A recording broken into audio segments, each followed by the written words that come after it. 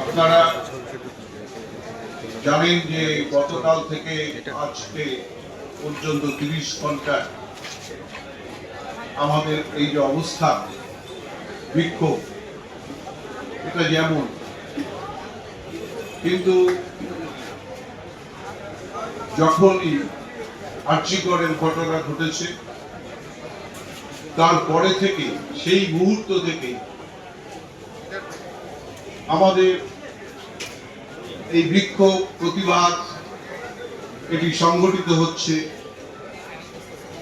সমস্ত রাজ্য জুড়ে, প্রত্যেকটি জেলার আনাচে কানাচে, কলকাতার আনাচে কানাচে, সর্বত্র।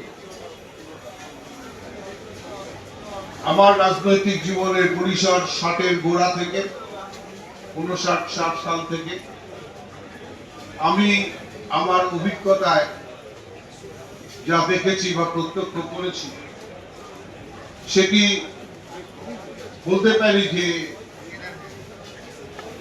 59 সালের খাদ্য আন্দোলনটা আমরা তখন ছোট থাকলেও কিছুটা দেখেছিলাম। তারপরে 64, 65, 66 ছাত্র যুব আন্দোলনের সেই গতি প্রকৃতি সম্পর্কে আমরা জানি, তার ইনভলভমেন্ট কি ছিল সেটাও আমরা জানি।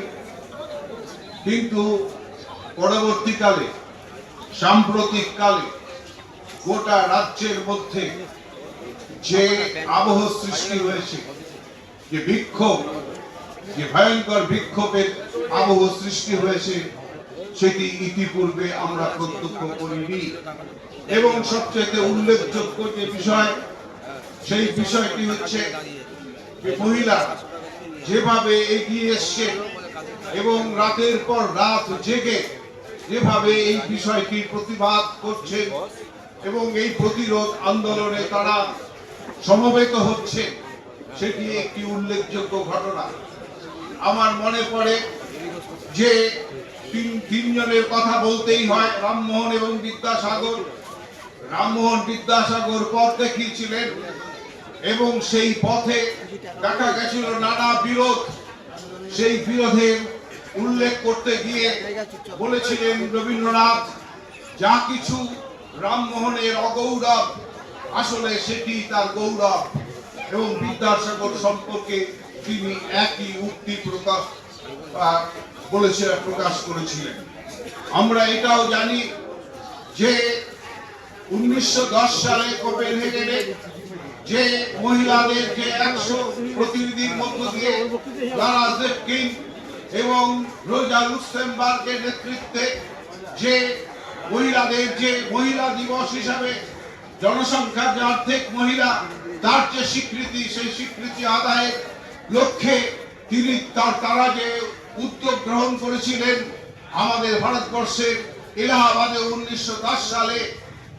রবীন্দ্রনাথের ভাগ্নি সরলা দেবী চৌধুরানী সেই রকম ভারত স্ত্রী মন্ডলম বলে তিনি একটি প্রতিষ্ঠান তৈরি করেছিলেন মহিলাদের স্বাধিকার, মহিলাদের ওপরে যে সামাজিক যে অন্যায় অবিচার, তার প্রতিবাদ প্রতিবিধানের জন্য।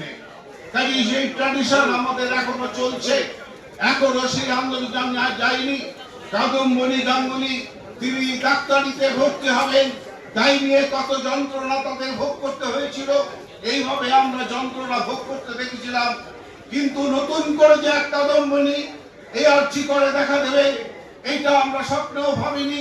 আমরা অত্যাচার দেখেছি, আমরা দেখেছি ওই পার্কস্ট্রিট দেখেছি, কামদুনি দেখেছি, নানা ঘটনা 11 সালের পরে থেকে আমরা দেখছি।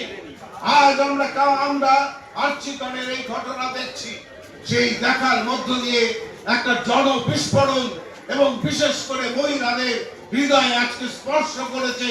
তারা এবার ভেবেছেন যে আমাদের বোধহয় প্রতিবাদ এবং এই প্রতিরোধে সামিল হতে হবে, এবং সেটি আজকে সবচেয়ে উল্লেখযোগ্য।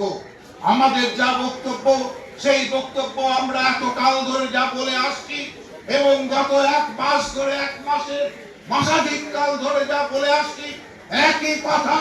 সেটি হচ্ছে যে আমরা এই প্রতিবাদ শুধু করছি না, আমরা এর প্রতিরোধ করতে চাই। এবং আমরা দেখেছি আমাদের সিম্পল প্রতিবাদ ছিল এই যে তিলোত্তমার বিচার চাই। আমরা বলেছি এই পুলিশ কমিশনার তিনি এই হত্যাকাণ্ডে ছিলেন না, কিন্তু এই হত্যাকাণ্ডের যে লোপাট করা, প্রমাণ লোপাট করা, তিনি জানতেন সে কথা। আমরা তাই জন্য তার অপসারণ চেয়েছিলাম, কিন্তু ঠিক সেই অপসারণ হয়নি, সেইভাবে তিনি তাকে সরিয়ে দেওয়া হয়নি। কিন্তু আমরা দেখেছি আমাদের যুব নেতা কমরেড গণদান দাশগুপ্তকে কিভাবে মিথ্যার আশ্রয়ে তাকে গ্রেফতার করা হয়েছে, কিভাবে ছাত্র যুবদের প্রতি অবিচার করা হচ্ছে। কাজে আমাদের প্রস্তুত থাকতে হবে, মনে রাখতে হবে আজকের এই 13 এবং 14 আমরা যে প্রতিবাদ করছি, মাসাধিক কাল থেকে যে প্রতিবাদ করছি, এই প্রতিবাদের মধ্যেই আমাদের সীমাবদ্ধ নয়, অনেক পথ আমাদের হাঁটতে হবে। সেই পথের জন্য আমাদের তৈরি হতে হবে। আমরা তৈরি থাকবো। আমরা we want justice নয়, we demand justice, we demand justice, we demand justice। এই কথা বলে সবাইকে আমার আন্তরিক ধন্যবাদ জানিয়ে আমার বক্তব্য এখানে শেষ করছি।